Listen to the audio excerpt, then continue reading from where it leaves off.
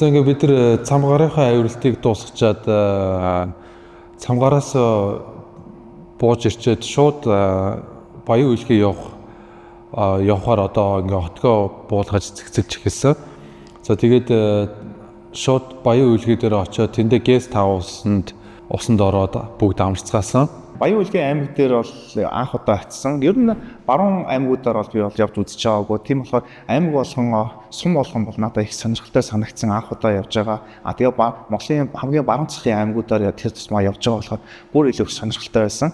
За тэгээ харамсалтай нь одоо манай багийн хоёр гишүүн маань одоо маргааш өглөөнөө цам гараараа одоо тасалбар болгоод одоо өөрсдийнхөө аялал авиралтыг бол одоо өндөрлөх шаардлагатай болсон. Бид нар баян үйлгээ орчоод буудалд хончоод маргааш нь бид нар хүнсээ цуглуулад тэгээ нэг хүнсний газ маз зөвлөдөө ингэж аж ахуйн юмнуудаа цуглуулчаа. За тэгээ хоёр дүүгээ гаргаж өгсөн. Тэгээ хоёр дүү маань бас бидэнтэй хамт те бас нэг чамгүй хугацааг өнгөрөөгөөд 3 сайхан хайрхан дээр хамт бараалхаад цуг явсанд би бол амар баярлсан.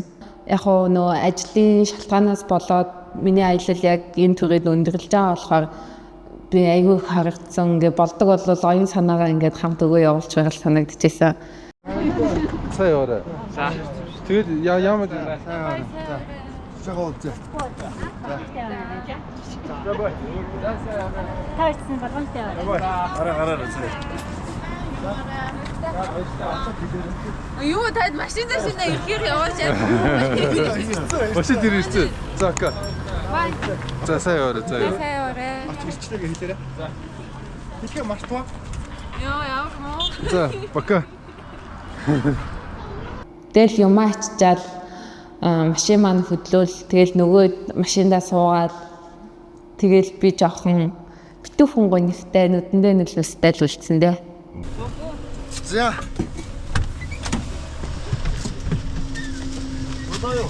За болжээ. За баяртай. Тэндээсээ шууд Цэнгэл сум орсон. Цэнгэл сумынхаа нэг гуанзанд орж буундаа сайхан хоол идчихээ.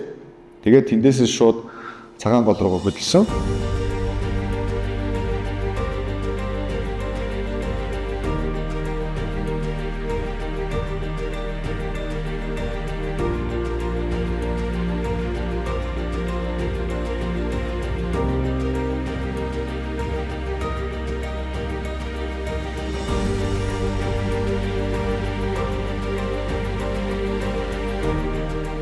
За тэгээ тэндээ буудалчаад маргааш нь одоо тэмээнд ачаагаа өгөөд за уулчдынхаа үндсэн хотог руу одоо ингэ явах төлөвлөгөөтэй байсан учраас за авч явах ачаагаа бүгдээ сайхан ингэлж зэгцлээд за ингээд хонцгоосон. За жавхаа байна. Бид Алтаа давхан богдны сүүн голын ирэг дээр өчтөр орой нэг 20 цагийн үед ирээд отглоод тэгээд цай хоолоо идж уугаад тэгээд маргаашийнхаа бэлтгэл ажлуудаа хийгээд тэгээд хонголсон байна. Тэгээ өглөө 7 цаг 30 минутанд босцгоё гээд тэгээд 7:30-д бөөндөө босцгоогоод хоол ундаа хийцгээгээ тэмээнд өгөх ачаагаа бэлдээд майхан сав хасар пүгээгээ бэлтжээд одоогоор тэмээгээ хүлээгээ зогсож байна. Бейс camp руугаа өнөөдөр 18 км алхаад тэгээд очихоор байгаа. Тэгээд цаг агаарын хувьд бол айгүй гоё байна. Хүтний оргилдоо гараад ингээд гоё туг мөгөө мандадлаа гоё зураг авах гэж бодож байна. Тэгээд хамт аялж байгаа хүмүүс манд бас гоё байна. Тэгээд өнөөдөр айгүй гоё аялж байна.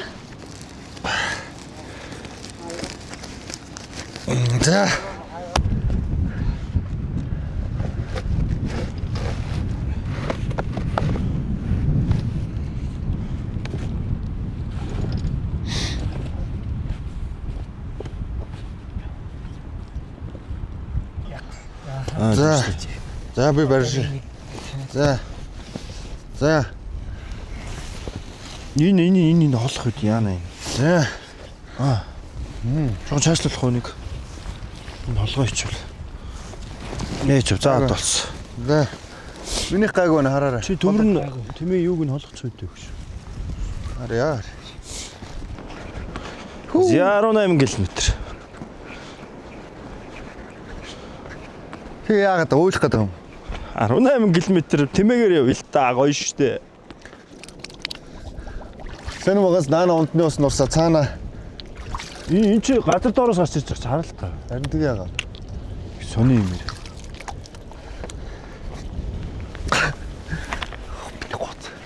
Алтай таван богдын байгалийн зохицол бүрт газар Шивэт хайрхан уул.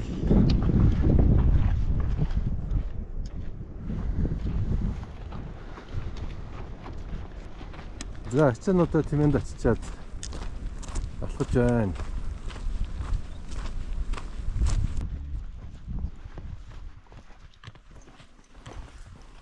Уул тойроод ингээд явгаа тэмээгээд агаад уул тойроод ингээд дээшээ ингээд өгсөөд ингээд жоох юм налын өгсөө ингээд гараад гэрсэн чинь Алтай таван богд ингээд наагуур нэг цагаан мөсөн голтой цаана ингээд харагдав. Вау, үнэхээр үзэсгэлэнтэйсэн. Тэгээ ялангуяа ингээд алхаж ингээд тэмээтэйг уралдаад ингээд алхаж гүйжчихсэн болохоор бүр үнэхээр гоё үзэсгэлэнтэй байсан.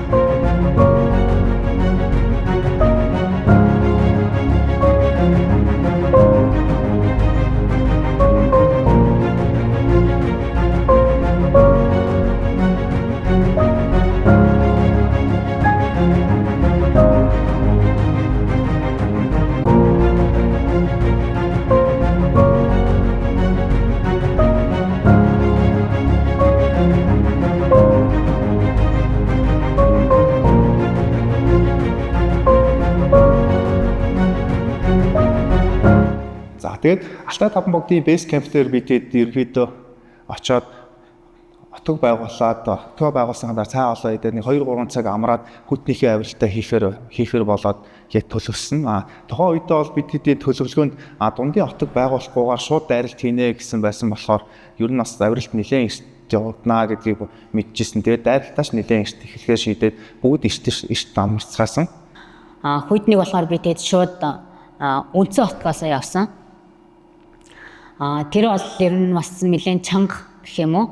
Мөсөн голтой үрээ 7-8 км явдаг. Уг нь бол 8 км яваад хоног толгой дээр ихэнх газрууд отголдог байгаа.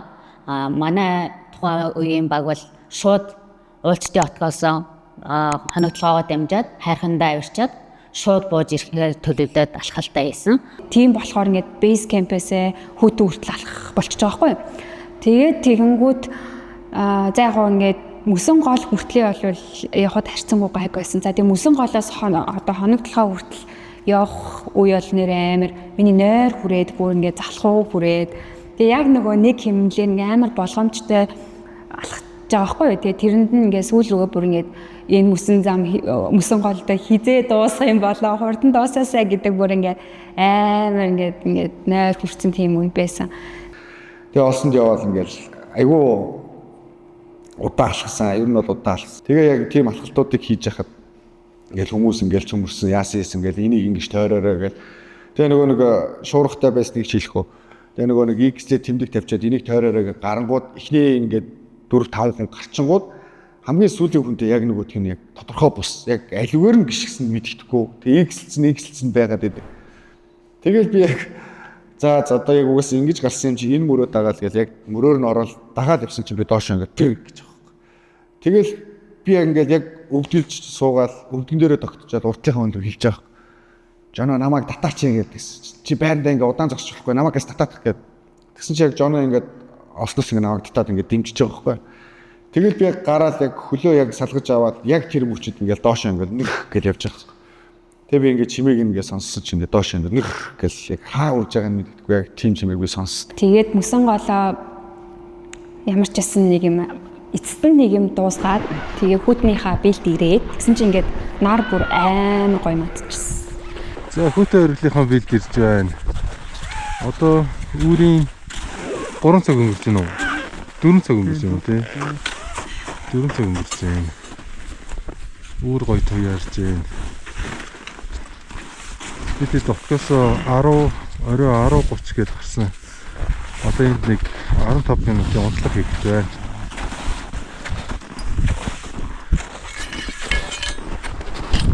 Улсын минь хамгийн өндөр эцэг болох Алтай таван богд яг бэлтэн бид нэг жоохон дуугийг амарч байгаа. Үнэхээр нойр хүрээгүй тэгээд сэтгэл хөдлөөд Хүүтэн лүгээ дээшээ гарч ирж байхад бол одоо нэгдүгээр хаднаас дээшээ бол ерөнхийдөө мөсөн бүрхүүл нь болоо идэл гарцсан. Ер нь одоо их гулгамтгай мөсгтэй байсан.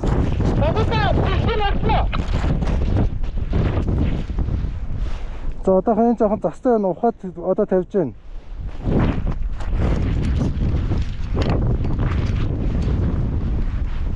дахиад жоохон дэш явал ос өрөхгүй юу те.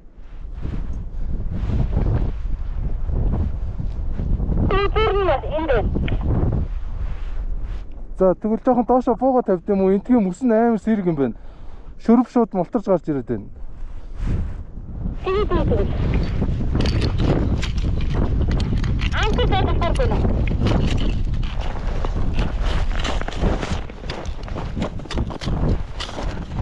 За тэгээд ер нь баг 2 дугаар хаднаас эхлээд ерөнхийдөө ер нь оос тавьсаар агаад 4 дугаар хад хүртлээр ер нь оос тавьж гарсан. За энэ маань бол одоо аюултын цаг хугацааг бол одоо маш удаашруулж ирсэн.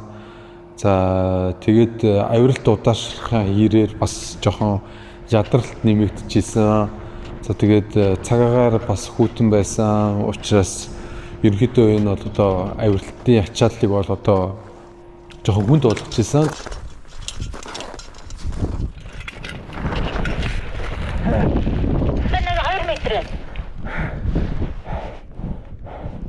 За гараад ирлээ. Одоо хангаалтаа тавиадах юм.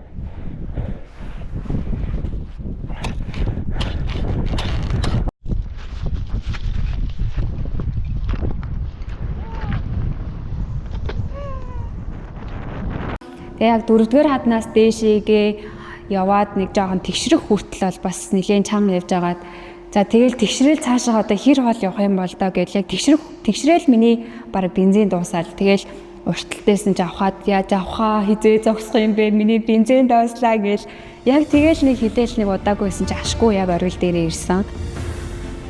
Тэгэл нэг юм хямсгаа авахтаа болоо шөө за ашгүй минь ямар ч гэсэн оргил дээрээ ирлээ гэж үзсэн. Алтаа давтан бүгдийнхэн Монголынхаа хамгийн өндөр болох тэгээ хүйтний оргил дээр авирж гарсан. Тэр оргил дээр авирж гарсан тэр мөчөөр бүр үнэхээр бүр хүн болгон бараг дотор ойлсон бахуу тэгэл бүр ямар ч салхихгүй болоод ямар ч тийм тэгээ бүр цагаагаар юм байдал наармар гараад үнэхээр бүр таатаа тэгээ иргэн тойрны тэгээ яг ингээд 3 улсын хил дээр тэгээ Монголынхаа оргил дээр ингээд би ингээд яг нэг юм ганцаараа яг нэг тим оргил дээр гарсан юм шиг яг нэг тим мэдрэмжийг авсан.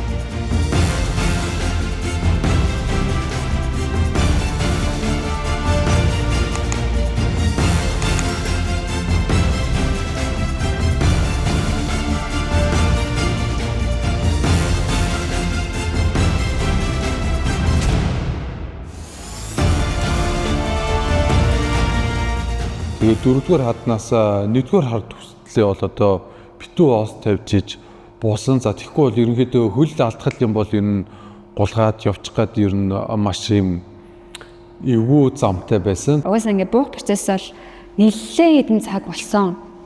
Тэгэл яа яаж буунаа. За тэгэл буудаг л хата нэгэн дотоо гарцсан ч одоо буундаа гэж бодоод тэгэл ингээд доош харсан чинь нэг л тийм хөнхөрчмөөр юм шиг харагдаад за би энэс ингээ өнхөрх юм бол яах бол за өөхөх болов яах бол дунд нь даангал байх болов болов 9 60 тэнэг юм бодсон. Тэгэл байжсэн аа ер нь яах гэж ингэж явж байгаа. За энийг ер нь л бараг сүүлийн уул болгоё. Би ер нь ингэж явах албатай жиш миш ёо. Яг тэр буугаад тэр зар яг ингээд хүлээж авах хавцад бол 960 юм бодогдсон. Мөсөн гол дээр би тэд буцаад бейс кемп руу явах замд би нэг ангал руу цөмөрж онсон. Тухайн үед би нэг гарандаа таяга орсон, нөгөө гарандаа ice axe-тай байсан болохоор ice axe-аараа унжаах явцдаа ингээд мөсрүү ингээд зоосон боловч бид өдөр болцсон байсан болохоор цас хайлтсан. Тэгээд мөс ice axe зоогдохгүй байсан болохоор ямар ч арга байхгүй. Тэгээд ice axe-аар нэлээд хэд оролцсон. Тэгээд хөлөнд бол ямар ч тийм тэвлэх юм бол байгаагүй. Тэгээ манай багийн 2 гишүүн урд байсан. Наваг ерөнхийдөө за одоо хэлэхээр ингээд татна хойдлын эдэн болохоор ингээд олсоос суллаарай гэд бид тэгээд яг нэг хүн шиг багийн ажиллагаатай намайг татаж гаргасан байгаа.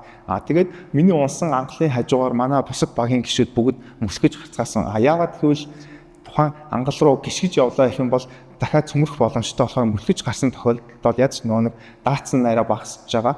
Тийм болохоор хүн болгон мөсгөж гарцгаасан. Отог дээр бол багаараа амжилттай очсон. За бидний харин очиход бол одоо манай тэнд бас авиралт хийж явж исэн.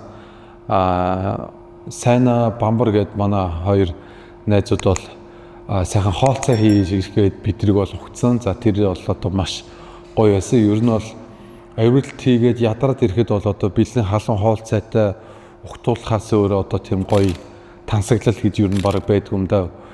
Тэгээд Тэгээ яг бид нар тэгээ тэндээ хоолцоогоо идэж ууж амраад Алтай таван богдын маань хамгийн ихний уул олох одоо хүүтэн ойрглын маань авиралт бол амжилттай болж өндөрсөн байгаа.